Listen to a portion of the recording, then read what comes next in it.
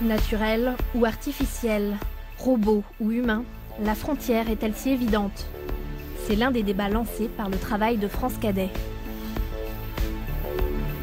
Pour moi, il y a encore énormément de séparation entre l'humain et le robot, le vivant et l'artificiel. Dès que, par exemple, un homme est déjà porté des lentilles ou une valve artificielle, est-ce qu'il est déjà augmenté? Est-ce qu'il est déjà un petit peu robot? Par contre, quand le robot se veut être une reproduction artificielle de l'humain, pour moi, ça reste une machine.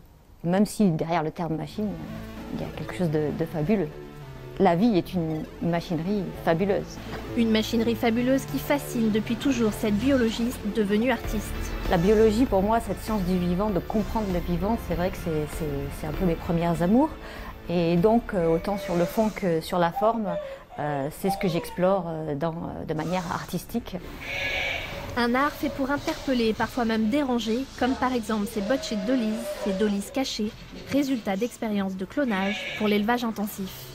Le fait que ce soit un petit robot me permettait de pouvoir incarner réellement avec des émotions et de l'empathie ces problèmes de souffrance chez l'animal, donc de transposer ça sur le modèle artificiel.